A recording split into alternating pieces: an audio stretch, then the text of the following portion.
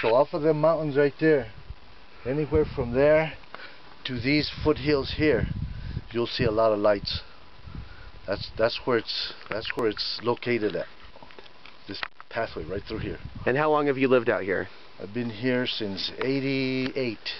And what's the name of this town, and what kind of a town is it? It's San Acacio, Colorado. It's just a small little community.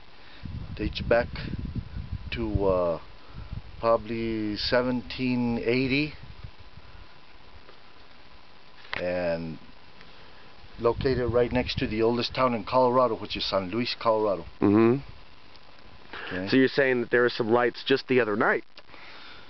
Right above this mesa right here, which is the Wild Horse Mesa, 2 yellow lights appeared in the sky. They look basically like yard lights, type of a yellow light, and they traveled side by side, parallel to each other, and one would go on and off for a few seconds, and then finally they both went off. But that was the end of that one. I didn't see them anymore that night. Yeah, I heard a couple other reports, as I mentioned earlier, when I was in San Luis, people saw it there. So what do you think it is? We were talking about the I have no idea, this area because as a whole. as far as a physical structure, it was just lights. Now my wife and the kids experienced a UFO over my nephew's house, and that one had an actual triangle shape to it with lights. Now this, whatever it is, followed them up the dirt road to the house and hovered over the house, probably 100 feet above the house, and she put the kids back in the car and left, and these lights followed her back down that road towards our house, which is just up the hill on the other side of this highway.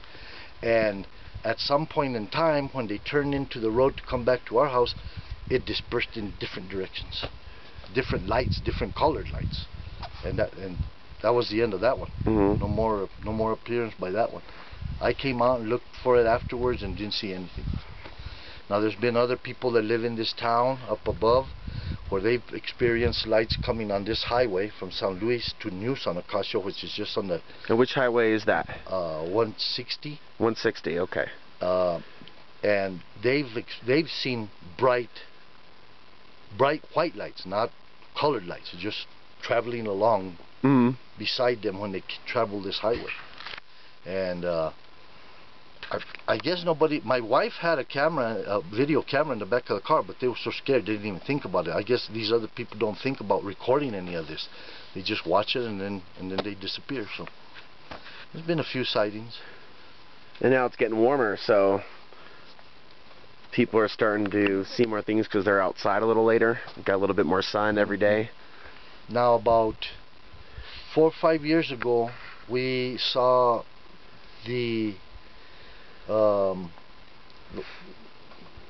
don't remember his name, the one that wrote The Mysterious Valley. Chris O'Brien. We saw him along the highway. I don't know what he was looking for, but he walked it up and down for a little while. And then I don't know if he found anything, but... And I think we're attracted to people like that because of like mutilations and stuff going on around here. They figure that's UFO. You know. So what do you think it means? What do you think it's related to? What are some of the other things you've heard? My guess would be somebody experimenting with parts. Back engineered. Okay.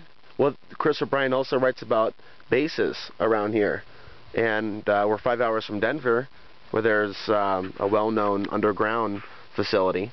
And we're pretty close to Los Alamos, New Mexico. To the south, that's right. So we're kind of in a unofficial center, if you will. We're in the very middle of Denver and Albuquerque, New Mexico. Smack dab in the middle. And Blanca, which has some Indians believe is their place of Sipapoo, right over here. So there's an interface. Yeah, I've never heard of anybody seeing anything up there. And there's a lot of people that climb that thing, so. But and then and then you've got these foothills here. We're in the middle of these foothills and the Sangre de Cristos, which is probably the original pathway for Indian in that time. The original river ran right along these trees here, and the military used to travel this. Okay. When they were running from the Indians, and there's been artifacts found there from the cavalry. So this is a pretty important little spot right here. So which Indians resided in this area right here, or full-time, part-time? I would guess it was Navajo. Okay. Because Navajo coming from the northern New Mexico near Arizona area. Year-round or just during the... At that time they were year-round, yeah. This is... Winter as well? Oh, yeah. In this area? Okay. And you mentioned yesterday about the Ute Indians warring with some of the early settlers here? Yeah, that also comes from northern New Mexico and southern Colorado on the western part. Because they have the cliff dwellings in southern Colorado, which is straight across right here. Now, as far as spiritual, you have a lot of very religious people in this area, and you've got a shrine that was built by a past priest on that mesa there, right in San Luis, Colorado, and it's an attraction because it's a Catholic built shrine with the Catholic religion steps that Christ took when he was crucified, and it goes from the beginning at the bottom to the crucifixion on top, and it's a full-size crucifixion. Now a local here casted all the bronze statues there. They're all bronze statues in every station of the crucifixion. So as far as religion, I think that a lot of people think that it's a godsend.